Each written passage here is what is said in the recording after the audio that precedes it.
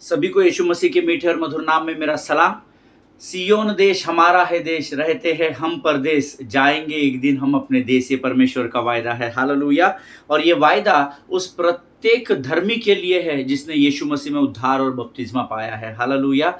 यकीन जानिए, परमेश्वर का वचन अगर कहता है कि मैं जाकर तुम्हारे लिए नए यरूशलेम को तैयार करता हूँ, वो यरूशलेम उसने हमारे लिए तैयार कर रखा है, हालेलुया। लेकिन उसके पहले मुझे और आपको इस पृथ्वी पर बहुत सारी जिम्मेदारियों के साथ उद्धार को दिया गया है, ताकि मैं और आप परमेश्वर के द्वारा सौंपी गई जिम्मेदारियों को इस पृथ्वी पर पूर्ण कर सके, हालेलुया। हमने संसार में देखा है कई लोग समय से पहले मृत्यु प्राप्त होगी। देखिए, वचन में लिखा है तू तेरी आयु के 70 वर्ष बलपूर्वक 80 और उससे अधिक जीवित रहेगा। मेडिकल साइंस का डीएनए बताता है कि मनुष्य 120 वर्ष तक जीवित रह सकता है। मैंने खुद ने एक ऐसा कपल देखा है कुछ वर्षों पहले, जिनके लिए मैंने प्रार्थना भी की थी। प्रभु ने मुझे अवसर दिया कि मैं उनके लिए प्रार्थना कर सकूं। अंबिकापुर के घने जंगलों में एक कपल रहता है और अंकल की आयु तकरीबन 109 वर्ष की थी एंड उनके पत्नी की आयु तकरीबन 102 या 103 वर्ष थी और फिजिकली वो फिट थे। जब हम उनके घर में गए, अंबिकापुर के छत्तीसगढ़ के क्षेत्र में घने जंगलों में वो आदिवासी समाज रहता है, और जब हम उनके घर में गए तो वहाँ के जो पासबान थे उन्होंने मुझसे कहा कि आप इनके लिए प्रार्थना करें हिंदी में, और फिर वो उसको छत्तीसगढ़ी लैंग्वेज में ट्रांसलेट कर रहे थे। और प्रभु का धन्यवाद हो कि परमेश्वर ने यह अवसर मेरे जीवन में दिया कि मैं ऐसे आशीषित कपल के लिए, मुझे ये बताया गया कि अंबिकापुर के बेदारी की शुरुआत उस कपल के द्वारा हुई थी, और प्रभु ने मुझे अवसर दिया कि मैं उस पति पत्नी के लिए प्रार्थना कर सकूं जिन्होंने उस क्षेत्र में उस बेदारी को शुरू किया, आमीन। और जब मैं उनके घर में गया, मैं अवाक था, मैं आश्चर्यचकित हुआ, क्योंकि वो फिजिकली फिट थे, वो बिस्तर में लेटे हुए नहीं थे, वो चल रहे थे, फिर रहे थे। वो आंटी ने हमारे लिए गुड़ की चाय भी बनाई थी, मुझे याद है। मैं आपको ये बात इसलिए बता रहा हूँ क्योंकि परमेश्वर आशीषों को देने वाला परमेश्वर है, हालेलुया। अब कई लोगों के मन में प्रश्न उठते हैं कि समय से पहले इसकी मृत्यु कैसे हो गई। मुझे पिछले दिनों में किसी ने पूछा था, एक पासबान थे, उनकी मृत्यु हो गई थी 42 वर्ष की उम्र में, और किसी ने मुझसे कहा कि इनके लाइफ में कुछ गड़बड़ था क्या पास्टर जी, इनकी मृत्यु समय से पहले कैसे हो गई। तो मैंने उनको एक ही सवाल पूछा कि पास्टर जी, ये जो पासबान इस समय मृत्यु को प्राप्त कर चुके हैं, इनके मृत्यु का समय क्या था, ये आपको कैसे पता? आपको प्रभु ने दर्शन दिया था क्या कि ये 100 साल बाद मृत्यु को प्राप्त करेंगे या 50 साल बाद करेंगे? हम मृत्यु का समय तय नहीं करते, सारी बातें परमेश्वर तय करता है, हालेलुया। और इसीलिए वो कहता है कि परमेश्वर के भय में रहना सीखो। और ऐसे लोग जो ये ऐसी उल्टी सीधी बातें करते हैं, ये वो लोग होते हैं जिनके पास बुद्धि नहीं होती, हालेलुया। स्वर्ग की बुद्धि, खुद की बुद्धि बहुत अधिक होती है, स्वर्ग की बुद्धि नहीं होती। क्योंकि परमेश्वर के भय में जो रहेगा ना, वो मनुष्य के बारे में बुराई को नहीं उगलता है, हालेलुया। वो अपने भाई और बहनों के अपराधों को ढांपता है, आमीन। प्रभु इस बात को समझने में आपकी सहायता और मदद करे। ये हमारा विषय भी नहीं है, परंतु पता नहीं प्रभु ने मुझे ये बात आप तक पहुंचाने के लिए क्यों कही। शायद हो सकता है आज जो बात मैंने आपको कही है, किसी को इस बात की ज़रूरत होगी, हालेलुया। एनीवेज, फिलहाल हम लोग अपने अध्ययन की ओर बढ़ रहे हैं। मैं प्रभु का धन्यवाद देता हूं कि कल के अध्ययन के द्वारा परमेश्वर ने लोगों के जीवनों में कार्य किया, ऐसा मैं विश्वास करता हूं। और आज फिर एक बार उसी विषय में हम लोग आगे बढ़ेंगे, लेकिन इससे पहले हम लोग रोज के समान कुछ वचनों को पढ़कर यहोवा का धन्यवाद करेंगे। और आज हमने पढ़ने के लिए जो वचन चुने हैं प्रियो, वो पाए जाते हैं भजन संहिता 139 और उसके 12 से लेकर 16 वचनों को हम पढ़ेंगे। भजन संहिता 139, हम सब जानते हैं इस भजन को, और हम आज जो वचन पढ़ेंगे वो 12 से 16 वचन पढ़ेंगे। Psalms 139 versus 12 to 16। विश्वास करता हूं आप मेरे साथ रोज वचनों को पढ़ते हैं, आमीन। वचन में लिखा है, तो भी अंधकार तुझसे न छिपाएगा, रात तो दिन के तुल्य प्रकाश देगी, क्योंकि तेरे लिए अंधियारा और उजियाला दोनों एक समान है। मेरे मन का स्वामी तो तू है, तूने मुझे माता के गर्भ में रचा। मैं तेरा धन्यवाद करूंगा, इसलिए कि मैं भयानक और अद्भुत रीति से रचा गया हूं। तेरे काम तो आश्चर्य के हैं, और मैं इसे भली भांति जानता हूं। जब मैं गुप्त में बनाया जाता और पृथ्वी के नीचे स्थानों में रचा जाता था, तब मेरी हड्डियां तुझसे छिपी न थी। तेरी आंखों ने मेरे बेडौल तत्व को देखा, और मेरे सब अंग जो दिन दिन बनते जाते थे वे रचे जाने से पहले तेरे पुस्तक में लिखे हुए थे। हालेलुया। प्रभु इन पढ़े हुए वचनों पर हम में से प्रत्येक को आशीष दे, ऐसे मैं प्रार्थना करता हूँ।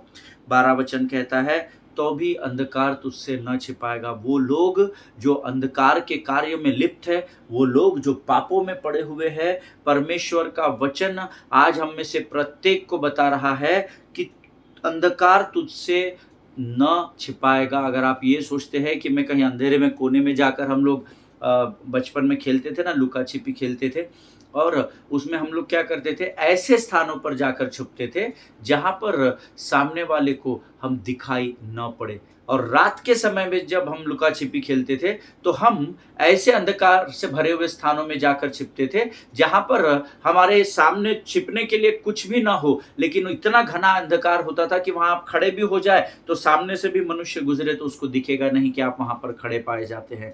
आमीन। लेकिन वचन कहता है कि आप कितने भी गहरे अंधकार में चले जाओ, स्वर्ग के परमेश्वर से आप और आपके पाप छिप नहीं सकते। हालेलुया। जिनके सुनने के कान हो वो सुन ले।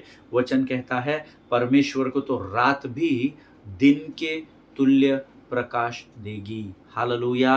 जिनके सुनने के कान हो वो सुन ले। अंधकार से आप छिप नहीं सकते, अंधकार में आप छिप नहीं सकते, क्योंकि परमेश्वर को रात भी दिन के तुल्य, दिन के समान प्रकाशित दिखती है। क्यों दिखती है? क्योंकि परमेश्वर स्वयं ज्योति है। हालेलुया।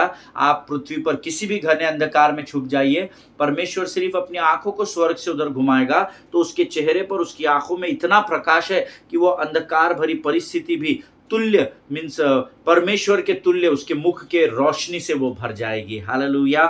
आगे वचन में लिखा है, क्योंकि तेरे लिए अंधियारा और उजियाला दोनों एक समान है। हालेलुया। क्यों है? क्योंकि अंधियारे को उजियाले से, या उजियाले को अंधियारे से अलग करने वाला परमेश्वर ही यीशु नासरी है। आमीन। मेरे मन का स्वामी तो तू है, तूने मुझे माता के गर्भ में रचा। हालेलुया। वचन कहता है मेरे मन का स्वामी तू है परमेश्वर पिता, इसलिए क्योंकि तूने मेरे माता के गर्भ में रचने वाला तू ही परमेश्वर है, तो मेरा सब कुछ तू है और तेरा सब कुछ मैं हूं, क्योंकि मैं तेरे बगैर कुछ भी नहीं हूं। हालेलुया। एक गीत हम लोग गाते हैं कलीसिया में, तेरे बिन मैं कुछ भी नहीं, तेरे बिन मैं कुछ भी नहीं, ऐ खुदावंद यीशु तेरे बिन मैं कुछ भी नहीं, तो यीशुआ यीशुआ करूँ आराधना, हाथों को अपने उठा कर तुझे दूँ महिमा। आमीन। प्रियो, हम परमेश्वर के बगैर शून्य हैं और इसीलिए उसने शून्य से लेकर हमें तैयार किया है। आमीन। आगे वचन कहता है मैं तेरा धन्यवाद करूंगा। इस बात को नोट कर लीजिए, मैं तेरा धन्यवाद परिस्थिति के अनुसार करूंगा, ऐसा नहीं लिखा है। मैं तेरा धन्यवाद करूंगा इसीलिए कि मैं भयानक और अद्भुत रीति से रचा गया हूँ। तेरे काम तो आश्चर्य के हैं और मैं इसे भली भांति जानता हूँ। हालेलुया। मैं तेरा धन्यवाद करूंगा इसीलिए कि मैं भयानक और अद्भुत रीति से रचा गया हूँ। तेरे काम तो आश्चर्य के हैं और मैं इसे भली भांति जानता हूँ। आमीन। परमेश्वर ने हमें अद्भुत रीति से रचा है, इसीलिए तो वो कहता है कि मैंने तुम्हें स्वर्गदूतों से थोड़ा ही कम बनाया है। आमीन। परमेश्वर का वचन कहता है मैंने तुम्हें अपने स्वरूप में बनाया है। अब अपने स्वरूप में बनाने का अर्थ ये नहीं कि और आप और मैं परमेश्वर है, उसके समान बनाया है, और परमेश्वर की ये इच्छा है कि हम उसके समान जीवन को जिए। हालेलुया। लेकिन परमेश्वर के वचन में आगे एक बहुत सुंदर बात लिखी है, जब मैं गुप्त में बनाया जाता था और पृथ्वी के नीचे स्थानों में रचा जाता था, तब मेरी हड्डियां भी तुझसे छिपी हुई न थी। हालेलुया। जब मैं गुप्त में बनाया जाता और पृथ्वी के नीचे स्थानों में रचा जाता, तब मेरी हड्डियाँ तुझसे छिपी न थी। आमीन। परमेश्वर हमारे विषय में सब कुछ जानता है। ये तो हड्डियाँ तो गिन सकता है मेडिकल साइंस, लेकिन परमेश्वर का वचन कहता है मैंने तो धर्मी के बालों को तक गिन कर रखा है। क्या अद्भुत परमेश्वर है जिसकी मैं और आप आराधना करते हैं। We must be so much thankful to him for every situation. हम उसके अपने जीवन के हर एक परिस्थिति के लिए हमको उसको धन्यवाद करना जरूरी है। हालेलुया। अच्छे में, सुख में, दुख में, अमीरी में, गरीबी में, आनंद में और शोक के समय, हर समय हमको यहोवा का धन्यवाद करना है, क्योंकि वो धन्यवाद के योग्य परमेश्वर हैं। आमीन। आगे 16 वचन कहता है तेरी आंखों ने मेरे बेडौल तत्व को देखा। तो जो आज ये बोलते हैं कि हमारी पर्सनालिटी बहुत अच्छी है, हम बहुत अच्छे सुंदर दिखते हैं, ये है वो है, ध्यान दीजिए, जब परमेश्वर ने हमें बनाने का था तो परमेश्वर कहता है बेडौल तत्व था तुम्हारा, बेडौल, आड़े तिरछे, नीले, काले, पीले, हरे, पता नहीं हम लोग कितने बुरे परिस्थिति में थे। परमेश्वर ने जब हमको बनाने की सोचा तब तेरी आंखों ने मेरे बेडौल तत्व को देखा और मेरे सब अंग जो दिन दिन बनते जाते थे वे रचे जाने से पहले तेरे पुस्तक में लिखे थे। हालेलुया। तो आप अपने आप को मैं काला हूँ, मैं गोरा हूँ, ये सब में आप समय नहीं गंवाना। मैं ऐसा दिखता हूँ, मैं वैसी दिखती हूँ, लोग तो मुझे पसंद नहीं करते, लोग मुझसे प्रेम नहीं करते, इन सब बातों में अपना समय न गवाए, क्योंकि वचन में लिखा है आप रचे जाने से पहले आप परमेश्वर के पुस्तक में लिखे गए थे। इसीलिए तो हम कहते हैं गोरा बनाया, काला बनाया, लेकिन जैसा भी बनाया अच्छा बनाया। किसने बनाया? यीशु ने बनाया। यीशु है कैसा कुमार भैया, यीशु है अच्छा कुमार। आमीन। परमेश्वर ने हमें जैसा भी बनाया, हमें अच्छा बनाया है। इस बात के लिए हमेशा यहोवा का धन्यवाद दे। कुड़कुड़ाहट ना करे कि मुझे नाटा बना दिया, मुझे काला क्यों बनाया, मुझे मुझे मेरे बालों में बालों को घना क्यों नहीं बनाया, मुझे गोरा रंग क्यों नहीं दिया। इन बातों को लेकर प्रभु के पास कभी मत जाइए, क्योंकि आपके रचे जाने से पहले आप उसके पुस्तक में लिखे हुए थे। हालेलुया। परमेश्वर इन वचनों के द्वारा हम में से प्रत्येक को आशीष दे। मेरा विश्वास है इन वचनों के द्वारा परमेश्वर ने आपको जरूर आशीष दी होगी। ये समय है जब हम अपने आप को परमेश्वर को समर्पण करेंगे। हम इन वचनों के लिए यहोवा का धन्यवाद देंगे और फिर हम आगे अपने अध्ययन की ओर बढ़ेंगे। Let us pray. खुदावंद प्रभु यीशु मसीह के मीठे, मधुर, सामर्थ्य और जीवित नाम के लिए हम तेरा धन्यवाद देते हैं। प्रभु जी, हम तेरा धन्यवाद देते हैं क्योंकि तेरी आंखें हमारी ओर लगी हुई है। धन्यवाद देते हैं परमेश्वर पिता जीवन की तमाम आशीषों के लिए। सचमुच प्रभु तू महान है, तू जीवित है और तेरे तुल्य और कोई नहीं जिसे हम हे अब्बा, हे पिता कहकर पुकार सके।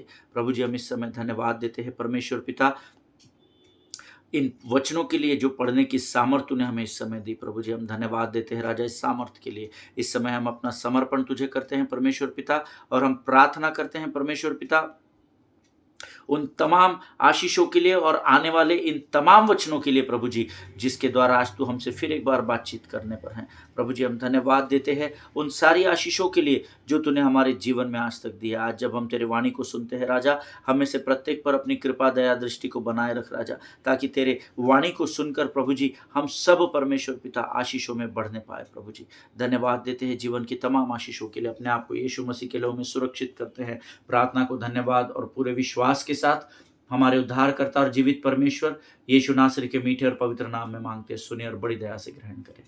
आमीन, आमीन। हालेलुया। प्रभु भला है और उसकी करुणा सदा सदा की है। हमने कल कुछ अद्भुत बातों को सीखा था और बहुत सारे गवाहियां मुझ तक आई है। मैं यहोवा का धन्यवाद देता हूं। कल मैंने आपसे कहा था कि इम्माउस के उस मार्ग पर दो व्यक्ति चल रहे हैं, जिसमें से एक का नाम क्लियोपास था और दूसरे का नाम मेंशन नहीं किया गया है। अब किसी ने मुझसे कल फोन करके कहा, पास्टर साहब आप बताने वाले थे कि दूसरे का नाम मेंशन क्यों नहीं किया गया। मैंने उनसे कहा कि भैया थोड़ा सा सब्र रखो, सही समय पर परमेश्वर हमें उस प्रकाशन को देगा। क्योंकि मैंने ये प्रश्न परमेश्वर के सामने रखा है, प्रभु या तो दोनों व्यक्तियों के नाम नहीं देना था, या तो दूसरे व्यक्ति का नाम तूने क्यों नहीं दिया, इसको मुझको रिवील कर। हालेलुया। और परमेश्वर जरूर करेगा, थोड़ा सा धीरज रखना जरूरी है। धन्य है वे जो यहोवा की बाट जो होते हैं, ऐसा लिखा हुआ है, क्योंकि जो यहोवा की बाट जो होते हैं वे नया बल, नई बुद्धि, नई सामर्थ को प्राप्त करते चले जाएंगे। हालेलुया। सो कल हमने देखा कि क्लियोपास और वो दूसरा व्यक्ति उस यरूशलेम से निकलकर इम्माउस के मार्ग पर तकरीबन 7 मील उस दूर मार्ग पर चल रहे हैं और वो आपस में एक दूसरे से बातचीत कर रहे हैं। और मैं आपको फिर एक बार बता दूं, ये दोनों भी धर्मी व्यक्ति थे, ये दोनों भी विश्वासी थे, ऐसा वचन में लिखा है। ठीक है, क्यों थे, कैसे थे, कहां पर लिखा है, हमने तो नहीं पढ़ा है ना, वो बातें मैं आपको बाद में बताऊंगा, लेकिन ये जरूर बता दूं कि ये दोनों भी विश्वासी थे। आमीन। और ये अब मार्ग पर बात करते चले जा रहे हैं और अचानक से यीशु मसीह इनके सामने आता है और बोलता है, तुम क्या बातचीत कर रहे हो, मुझे कुछ समझ में नहीं आ रहा है, आपकी बातें आप मुझे बताएंगे कि आप क्या बात कर रहे हो। तो वो कहते हैं, अरे सारे यरूशलेम में इतनी बात फैली हुई और तुझे नहीं पता, वो यीशु नासरी जो यहूदियों का राजा कहलाता था, जो अपने आप को परमेश्वर का पुत्र कहलाता था, जिसने कई चिन्ह और चमत्कार किए, उसको कल कलवरी पर चढ़ा दिया गया और बड़ी दर्दनाक मृत्यु हुई। और मैंने आपसे कल कहा था, वो स्वर्ग के परमेश्वर को यीशु के ही बारे में बता रहे थे। हालेलुया। और वचन में ऐसा लिखा हुआ है, जब यीशु ने उनको उन बातों के विषय में पूछा तो वे उदास खड़े रह गए, ऐसा लिखा था, वो उदास खड़े थे। आमीन। और यीशु के बारे में ज्ञान बांट रहे थे। कई बार मैं और आप भी ऐसा करते हैं, हमको लगता है हमने प्रार्थना कर दी और परमेश्वर उत्तर नहीं दे रहा है, तो हम अपने प्रार्थना के समय में परमेश्वर को ज्ञान बांटने लगते हैं। प्रभु वचन ऐसा कहता है, प्रभु वचन में तूने ये कहा है, प्रभु ऐसा हुआ है। अरे जिसने लिखा है उसको वचन मालूम है। हालेलुया। हम नहीं जानते कि हमें प्रार्थना किस रीति से करनी चाहिए, परंतु पवित्र आत्मा आप ही आहे भर भर कर हमारे लिए प्रार्थना करता है, जो हमारे बयान से बाहर है, ऐसा रोमियो 8:26 में लिखा है। Whenever you pray to God, before praying, surrender yourself to God. Amen. Always learn to surrender yourself God before you do anything. वचन में या काम में जो कुछ भी करना, यहोवा को स्मरण करके करना, ऐसा वचन में लिखा है। हालेलुया। अपने आप को पहले परमेश्वर को समर्पण करें। पवित्र आत्मा, हम तेरा स्वागत करते हैं। जब आज प्रभु मैं प्रार्थना के समय में जाता हूं, मुझ पर कब्जा कर, तू प्रार्थना कर प्रभु जी, तू मेरे जीवन की बातों को बेहतर जानता है। आप परमेश्वर को अपना समर्पण करना सीखे और तब देखिए आपकी प्रार्थना कैसे परमेश्वर स्वर्ग से उत्तर देता है। हालेलुया। और जब वे लोग आगे बढ़ रहे थे और जब उनकी यीशु मसीह से बातचीत हुई, तो उन्होंने एक बड़ी अद्भुत बात कही, जो यीशु मसीह को भी शायद एक्सपेक्टेड नहीं होगी। उसने कहा, परंतु हमें आशा थी कि यही इज़राइल को छुटकारा देगा। रे वो जो हमको उसी से आशा थी कि वो इज़राइल को छुड़ाएगा और हमें इनकी बंधुआई से निकालेगा, लेकिन वो तो खुद ही कलवरी पर मृत्यु को, ये किसको बोल रहे हैं?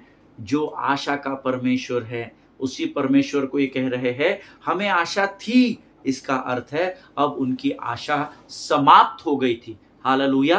आज हम में ऐसे कई लोग हैं जिन्होंने कुछ बातों के लिए अपने ध्यान को परमेश्वर की ओर लगा कर रखा है, परंतु अब उनकी आशा समाप्त हो गई है, क्योंकि उनको परिस्थितियां ये बता रही है कि आपकी प्रार्थना का उत्तर प्राप्त नहीं होगा। और बहुत सारे धर्मी उन बातों पर बड़ी आसानी से विश्वास करके शत्रु के जाल में फंस जाते हैं। लेकिन यहाँ पर वचन कहता है, वो कहते हैं हमें आशा थी, और ये स्टेटमेंट इस बात को दर्शाता है that their hope had died.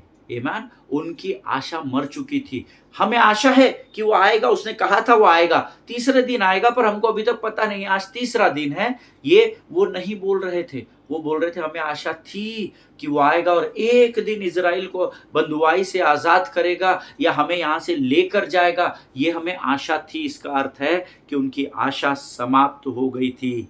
Hallelujah. अंग्रेजी में बहुत अच्छा लिखा है, but we had hoped that he was the one who was going to redeem Israel. He was, वो अभी है नहीं, वो था, वो भूतकाल में यीशु मसीह था और अभी आने वाला नहीं और है भी नहीं, इस बात को कह रहे थे। इसका अर्थ है उनकी आशा समाप्त हो चुकी थी। हालेलुया। और मैंने आपसे कल समाप्त करते वक्त एक कोट नोट दिया था, What a sad thing to be a believer in Christ but be without hope. क्या ही दुख भरी बात है कि हम यीशु में विश्वास तो करते हैं, परंतु उसमें आशा नहीं रखते। और ये बहुत दुःख की बात है। अगर आप ऐसे विश्वासी हैं, तो आपकी जय मसीह की है। हालेलुया! अगर आप विश्वासी हैं, तो आप आशा रहित हो ही नहीं सकते। आपको प्रभु में आशा लगा कर ही रखनी होगी, क्योंकि परमेश्वर आपकी आशाओं को पूर्ण करने वाला परमेश्वर है। हालेलुया! आमीन। हम तब अपनी आशा, देखिए कई बार हम प्रार्थना तो करते हैं, पर हम अपनी आशा को खो बैठते हैं। देखिए, मैंने आपसे कल कहा था, विश्वास और आशा, इन दोनों बातों में फ़र्क है, दोनों बातें अलग-अलग है। हम अपनी आशा को तब खो बैठते हैं जब हम अपनी नौकरी से रिजाइन कर देते हैं और अब हमें आगे कोई आशा दिखाई नहीं देती। हमारी अपने अधिकारियों से अनबन हो जाती है और हम उसको कहते हैं। पिछले दिनों में एक ब्रदर मेरे पास आए और उन्होंने मुझसे कहा, पास्टर मेरे लिए प्रार्थना कीजिएगा। मेरे ऑफिस आए थे और उन्होंने कहा, मेरे लिए प्रार्थना कीजिएगा, I am looking for a job and I was surprised. मैंने कहा, है आपका तो अच्छा जॉब चल रहा था, इतनी बड़ी कंपनी में अच्छे पैकेज पर, क्या हो गया? कुछ नहीं, बॉस से थोड़े दिन से अनबन चल रही थी पास्टर जी। तो एक दिन मेरा दिमाग इतना खराब हुआ कि मैंने उनसे कहा, है तू अपनी नौकरी रख ले, मैं अपना ईगो रख लेता हूँ। And I was listening to him very carefully. मैंने बोला, व्हाट? तो बोले, हाँ, बहुत परेशान कर रहा था और बोल रहा था, आप बहुत इगोइस्टिक है, आप बहुत ऐसे हैं, आप बहुत वैसे हैं। तो मैंने आपसे उससे कहा, ये तू अपनी नौकरी, तेरे को मुबारक, तेरी सैलरी तेरे पास रख, मैं अपना ईगो लेके अपनी दूसरी नौकरी ढूंढ लेता हूँ। I had to pray for that guy. मुझे उस भाई के लिए प्रार्थना करनी पड़ी और मैंने प्रार्थना में कहा, प्रभु इसके अंदर के अभिमान और घमंड को तू दूर कर। जब प्रार्थना पूरी हो गई तो मुझसे पूछने लगा, पास्टर आपने क्या प्रार्थना की? मैंने कहा, आपने ही तो कहा। मैंने कहा कि मैं अपना ईगो अपने साथ लेकर जाता हूँ और मैंने उनको नम्रता के विषय में कुछ वचन बताए। देखिए, कई बार ऐसा होता है, क्योंकि वो भाई जब नौकरी ढूँढ रहे थे, तो उनको नौकरी मिल नहीं रही थी। पिछले 2 महीने से बेरोज़गार घूम रहे थे और घर में अब बहुत तकलीफ़ें बढ़ने लगी थी, परिवार सफ़र करने लगा था। आमीन। हमेशा ध्यान में रखिए, कई बार क्या होता है, जब मैं ये उदाहरण दे रहा हूँ कि हम जब अपनी नौकरी से रिज़ाइन करते हैं, तो हम एक आशा को खो बैठते हैं। जब हम ये सोच लेते हैं कि हमारा आने वाला कल गुज़रे हुए कल से बेहतर हो ही नहीं सकता, इसका अर्थ है कि आप अपनी आशा को खो बैठते हैं। जब आप किसी विषय के लिए प्रार्थना करते हैं और आपके तय किए गए समय में जब उस प्रार्थना का उत्तर आपको नहीं मिलता, तो आप अपनी आशा को खो बैठते हैं। जब हम ये सोच लेते हैं कि हम अपने जीवन में अब आगे कुछ भी नहीं कर पाएंगे और यहाँ पर सब समाप्त हो गया है, अब प्रभु भी अभी हमारी सहायता नहीं करेगा, हमने पाप कर दिया, हमने गुनाह कर दिया, हमने गलती कर दी, अब तो प्रभु भी हमारी सहायता नहीं करेगा, तब आप अपनी आशा को खो बैठते हैं। हालेलुया! जिनके सुनने के कान हो वो सुन ले। See, you can not claim to walk with God and lose your hope. Always remind yourself to this. Hallelujah! अपने आप को हमेशा you remind yourself about this, है ना? आप यीशु के साथ चल रहे हैं और आपके पास आशा नहीं है, इस बात को आप कभी भी क्लेम नहीं कर सकते, क्योंकि यीशु में ही आशा है। इसलिए क्योंकि यीशु ही आशा का परमेश्वर है। हालेलुया! अब विश्वास है और आशा अनदेखी वस्तुओं का प्रमाण है। हालेलुया! आने वाले कल के निश्चय की बात ही आशा कहती है। अब विश्वास आशा की हुई वस्तुओं का निश्चय है। अगर आशा की हुई वस्तुओं पर आपकी आंखें टिकी नहीं है, तो आपका विश्वास किसी भी काम का नहीं है, ऐसा वचन में लिखा है। हालेलुया! और इसीलिए हम सीख रहे हैं, hope in Christ will give you victory. In fact, I must say that hope in Christ will only give you victory. Only the hope in Christ will give you victory. सिर्फ परमेश्वर पर आशा रखने से ही मुझे और आपको विजय प्राप्त होगी। विश्वास अगर है तो आशा का होना जरूरी है। Hope without faith without hope is not faith. Hallelujah! इस बात को याद रखिएगा। Why? Because Psalms 42 and verse 5 हम सब लोग निकाल लेंगे। भजन संहिता उसका 42 अध्याय उसका 5वां वचन। भजन संहिता उसका 42 अध्याय उसका 5 वचन। जल्दी जल्दी हम वचनों को निकालना सीखे ताकि हम इस पर मनन और अध्ययन कर सके। Hallelujah! Psalms 42:5 says, Why, my soul, are you downcast? Why so disturbed within me? Put your hope in God, for I will yet praise him, my Savior and my God. Hallelujah! हे मेरे प्राण, तू क्यों उदास है? मेरे भीतर इतनी व्याकुलता क्यों है? परमेश्वर पर अपनी आशा रख, हालेलुया, क्योंकि मैं फिर भी उसके उपस्थिति के उद्धार के लिए उसकी स्तुति करूंगा। आमेन। प्रभु आप में से जितनों ने इस वचन को पढ़ा, आप में से प्रत्येक को आशीष दे। मेरा मन व्याकुल क्यों है, हे मेरे प्राण तू उदास क्यों है? भले ही मेरे अंदर कितनी भी व्याकुलता क्यों ना हो, भले ही मेरे अंदर कितनी भी उदासी क्यों ना हो, परंतु वचन कहता है परमेश्वर पर अपनी आशा लगाए रख, हालेलुया, आमेन। आज आपके जीवन की परिस्थितियां कितनी भी कठिन क्यों ना हो, परंतु जब आप अपनी आशाओं को परमेश्वर पर लगा कर रखते हैं, आप अपने जीवन में महाआश्चर्य कर्म को देखने पाएंगे। ये मैं आपसे यीशु की उपस्थिति में वायदा करता हूं, hallelujah. Never lose your hope, कभी भी अपनी आशा को खोना नहीं। इस बात को ध्यान में रखिएगा प्रभु के लोगों, परमेश्वर में अपनी आशा को बनाए रखना। हमारा मन व्याकुल है, हमारा मन उदास या निराश है, पर जिस परिस्थिति के कारण परमेश्वर आपका मन उदास और व्याकुल जिस परिस्थिति के कारण हो जाता है, उस परिस्थिति की तरफ आप देखते रहेंगे तो आप विचलित और व्याकुल रहेंगे। परंतु वचन कहता है परमेश्वर पर अपनी आशा रख, हालेलुया, क्योंकि जब आपका ध्यान परमेश्वर की ओर रहता है, परमेश्वर आपकी प्रार्थना का उत्तर हाँ और आमीन में ही देता है, हालेलुया, आमीन। प्रियो, यिर्मयाह 17:7 हम पढ़ेंगे। यिर्मयाह की पुस्तक उसका 17 अध्याय उसका 7वां वचन। ये कुछ वचन मैं आपको इसलिए बता रहा हूं ताकि आप आपके नोट्स में लिख ले, ताकि जब कभी भी आपका मन विचलित और उदास और व्यथित हो तो आप इन वचनों को पढ़कर परमेश्वर की आशा को मजबूत कर सके, हालेलुया। यिर्मयाह चैप्टर 17 वर्स 7, यिर्मयाह की पुस्तक 17 अध्याय 7वां वचन। But blessed is the one who trusts in the Lord, whose hope is in him, hallelujah, आमीन। कुछ बाइबल में कॉन्फिडेंस लिखा है, बट ओरिजिनल ट्रांसलेशन में होप आया है। परंतु धन्य है वह मनुष्य जो यहोवा पर भरोसा रखता है और जिसकी आशा उस पर है। Not only faith but hope, trust नहीं रखना है सिर्फ, परंतु आशा भी परमेश्वर पर लगाकर रखनी है, हालेलुया। प्रभु पर मैं विश्वास करता हूं, परंतु मुझे नहीं लगता कि ये काम होगा, नहीं, तो फिर तो आप आशा रहित जीवन को जी रहे हैं। अगर आप प्रभु में विश्वास करते हैं तो आपको प्रभु पर आशा बनाकर रखनी पड़ेगी, हालेलुया। मैं नहीं कहता, वचन में लिखा है जिसकी आशा उस पर है, परंतु धन्य है वह मनुष्य जो यहोवा पर भरोसा रखता है और जिसकी आशा उस पर लगी हुई है, हालेलुया। अगर आप यहेजकेल 37 पढ़ेंगे, द बुक ऑफ एजिकियल चैप्टर 37, तो वहां लिखा है जब इजराइल के लोग बेबीलोन में सताए जा रहे थे, आप पढ़िएगा यहेजकेल 37, आपको पता पड़ जाएगा। जब इजराइल के लोग बेबीलोन में सताए जा रहे थे, तब परमेश्वर से वो कहते हैं हमारी आशा अब जाती रही परमेश्वर पिता, हमें नहीं लगता अब हम इस बंधुआई से, इस सताव से कभी भी बाहर आ पाएंगे। वो खुद ही कन्फेस करने लगे कि हमारी आशा तो अब जा रही है, आमीन।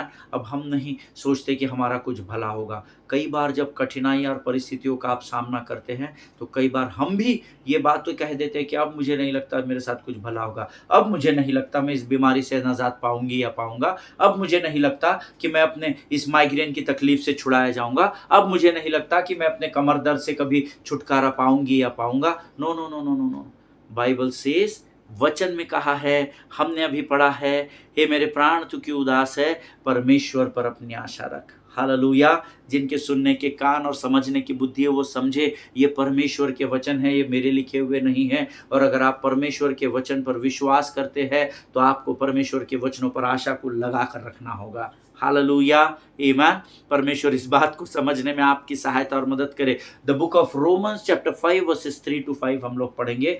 रोमियो की पत्री उसका 5वां अध्याय उसके 3, 4 और 5 वचन हम पढ़ेंगे। The book of Romans chapter 5 versus 3 to 5।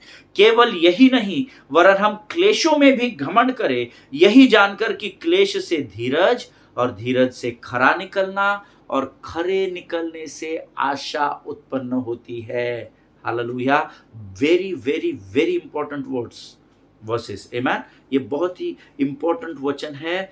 केवल यही नहीं वरन हम क्लेशों में भी घमंड करें, जब हमारे जीवन में तकलीफ हो तब भी हम यीशु पर घमंड करें, यह जानकर कि इस क्लेश के द्वारा हमारे जीवन में सताव के द्वारा धीरज उत्पन्न होगा, और धीरज उत्पन्न होने के द्वारा हमारी खराई को परमेश्वर साबित करेगा, और उस खराई से जब हम निकलेंगे तो हमारे अंदर एक आशा की किरण उत्पन्न होगी कि इस क्लेश के समय में भी परमेश्वर की आशा में जब हम बने रहेंगे तो परमेश्वर हमें विजय की ओर लेकर जाएगा। हालेलुया। और आगे लिखा है, आशा से लज्जा नहीं होती, क्योंकि पवित्र आत्मा जो हमें दिया गया है उसके द्वारा परमेश्वर का प्रेम हमारे मन में डाला गया है। आशा से कभी भी लज्जा उत्पन्न नहीं होती। कई बार जब हम किसी बात की प्रतीक्षा में आशा लगा कर रखते हैं, लोग हम पर हंसते हैं। हालेलुया। जब मेरे पास एक छोटी सी 4 व्हीलर थी, वैगनआर थी, और मैं अक्सर अपने लोगों से, अपने मित्रों से कहता था, अपने कलीग से कहता था कि एक दिन मैं जरूर इससे बड़ी गाड़ी लूंगा,